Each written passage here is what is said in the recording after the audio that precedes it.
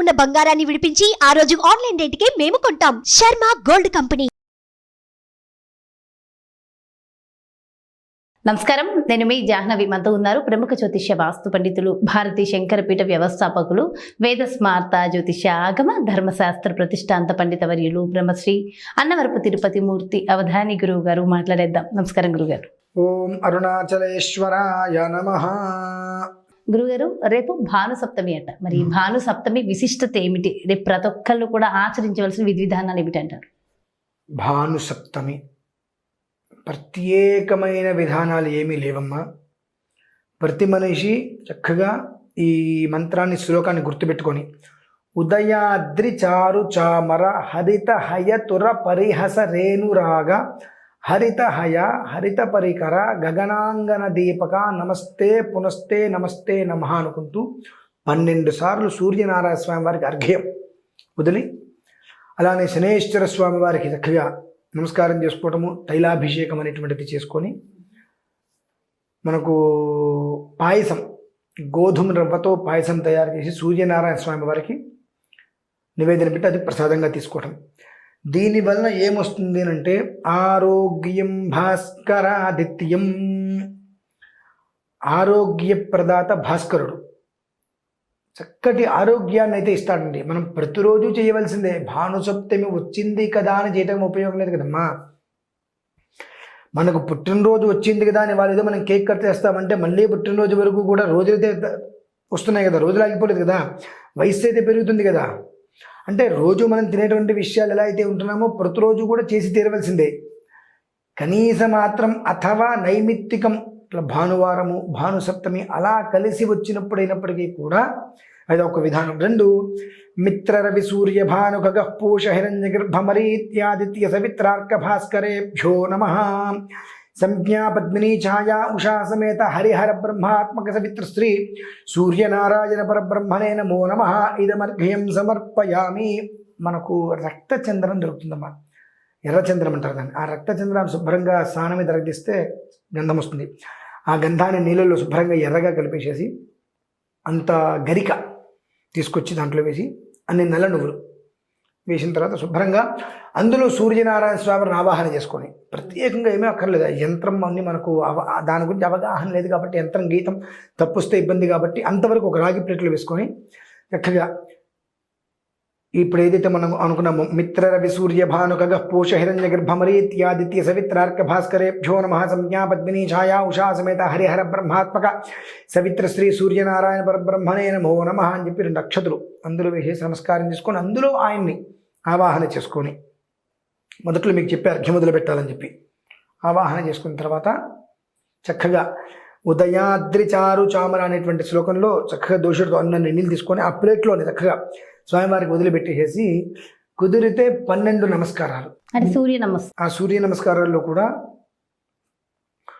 ఓం హ్రాం ఉద్యన్నద్యమిత్రమః ఆరోహన్నుత్తరాందివం హృద్రోగం మమ సూర్య హరిమానం తనాశయ సుఖేషు మే హరిమానం రోపనాకా సుదధ్మసి అథో హారిత్రమేషు మే హరిమానం నిదధ్మసి ఉదగాదయమాదిత్యో విశ్వేన సహసా సహ విశంతం మహ్యం రంధయన్మో అహం ద్విషతే రథం.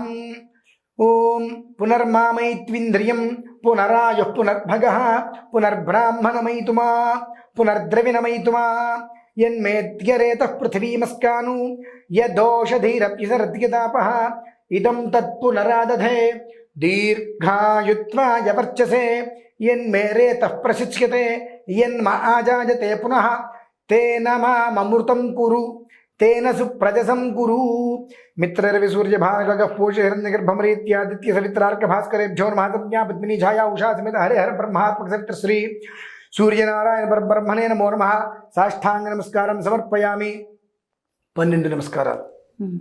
అంటే ఆ ఒక రాగి పాత్రలో రక్తచందనం రాసేసేసి అందులో నీళ్లు, అలాగే అంత నల్ల నువ్వులు వేసి శుభ్రంగా ఎర్రగా తయారు చేసినంత నల్ల నువ్వులు వేసి గరికి పెట్టి స్వామివారికి ఇదే మంత్రంతో ఆయన ఆవాహన చేసి నమస్కారం చేసుకొని ఉదయాద్రి చారు చామర అనేటువంటి శ్లోకంతో అర్ఘ్యం మొదలుపెట్టి చక్కగా ఈ ఒక్క మంత్రంతో 12 సార్లు ఆయనకి సాష్టాంగ నమస్కారం చేసి హారతి సప్తాశ్వరూఢం నక్షత్రమాలం కోటికిరణ భాస్కరాయ. సప్తాశ్వరూఢం నక్షత్రమాలం కోటికిరణ భాస్కరాయ. స్వామివారి హారతి చక్కగా దాంతో స్వామి హారతి ఇచ్చి ఆ ప్రసాదాన్ని నివేదన పెట్టి ఆ ప్రసాదం వాళ్ళు తీసుకోగలిగితే చాలమ్మా. ఇది కనుక చేయగలిగితే చక్కటి ఆరోగ్యం వారి సొంతము. అంటే వాళ్ళ సొంతంగా చెప్పలేని వాళ్ళు ఇది విన్నా సరిపోతుంది. వినచ్చమ్మా, ఇది వింటూ చేసుకోమనండి, నష్టమేముంది. ఇప్పుడు ఇది వింటూ అన్నీ ఏర్పాటు చేసుకొని ఈ మంత్రాన్ని వింటూ ఇదే మంత్రాన్ని రికార్డ్ చేసుకుంటూ 12 సార్లు నమస్కారం చేసుకోండి, ఇబ్బంది ఏముంది అందులో. అయితే గురువుగారు అసలు భాను సప్తమి ఎందుకు వచ్చింది అని విశిష్టత కూడా ఒక్కసారి చెప్పండి. భాను సప్తమి అంటే ఆదివారం సప్తమి కలిసి వచ్చినప్పుడు అమ్మా, అంతే. అంటే అంత రేరుగా కలవు. ఇప్పుడు శని త్రయోదశి ఉంది, ఈ శని త్రయోదశి అనేటువంటిది, తర్వాత ఈ మంగళాష్టమి, మంగళవారం అష్టమి కలిసి రావడము, అలానే భౌమాష్టమి, మంగళవారం అన్న భౌమాశ్విన్యం అంటే అశ్విని నక్షత్రము మంగళవారం అష్టమి కలిసి రావడం, ఇవి కాస్త ప్రత్యేకతలు అంటారు. సోమవారం అమావాస్య, సోమామావాస్య, ఇటువంటివి విశేషంగా ఉంటూ ఉంటాయి. కాబట్టి మామూలుగా చేసేటువంటి దాంట్లో వచ్చేటువంటి ఫలితం కన్నా ఇటువంటి విశేష పర్వదినాల్లో చేస్తే 10 రెట్ల ఫలితం వస్తుంది. దానికి తోడు ఇప్పుడు భాను సప్తమి, సప్తమి అంటే 7 శని, భాను ఉంటుంది తండ్రి కొడుకులు. దీని యొక్క పర్యవసానం ఏమిటి అంటే తండ్రి కొడుకుల మధ్యలో ఏదైనా ఒక రకమైన వైరం అనేటువంటిది ఉంటే ఇలా అతుక్కుంటారు చక్కగా, ఎలాంటి గొడవలు లేకుండా, కుటుంబంలో అశాంతి అసౌఖ్యం అనేటువంటిది లేకుండా సౌఖ్యంతో సుఖంగా ఉండటం కోసమే భగవంతుడు అనుకోకుండా కొన్ని ప్రత్యేక పర్వదినాలను ఇలా మనకు ఇప్పిస్తూ ఉంటాడు. అలానే మనకు మంగళవారము అశ్విని నక్షత్రము అష్టమి కలిసి వస్తుంది, చాలా రేరు, అది అంత తొందరగా రావు. ఇటువంటివి వచ్చినప్పుడు దానికి చేసేటువంటివి, అలానే భౌమాశ్వినం ఇలా వచ్చినప్పుడు ఏమవుతుందంటే వాటికి చేసేటువంటి కొన్ని ప్రక్రియలు ఏవైతే ఉంటాయో విశేష ఆరాధనలు, అవి మామూలు దానికన్నా కొన్ని రెట్లు ఎక్కువ ఫలితం ఇస్తాయి. దానివల్ల కుటుంబం అనేటువంటిది ప్రశాంతతతో కూడి ఉంటుందమ్మా, అది పరిస్థితి. అంటే కుటుంబ ప్రశాంతతేనా ఇది చేయడం వల్ల మొత్తం ఫలితం అయితే కుటుంబ ప్రశాంతత గురువుగారు? కుటుంబం ప్రశాంతంగా ఉంటుంది అంటే అన్నీ ఉంటేనే కదమ్మా ప్రశాంతత. అంతే.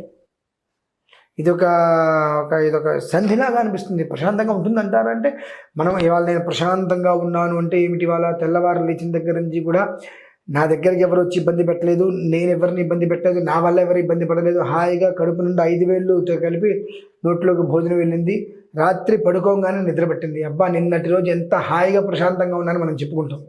అటువంటి రోజు వస్తుందమ్మా. అలా ఉంది అంటే ఇంకా జీవితం చాలా బాగున్నట్టే. అది కావాలి మనిషికి. చాలా మంచి విషయాలు చెప్పారు గురుగారు. అండ్ ఆ రోజుని ఎలా వినియోగించుకోవాలో కూడా చాలా చక్కగా చెప్పారు మంత్రాల రూపంలో. థ్యాంక్ యూ సో మచ్ గురుగారు. నమస్కారం.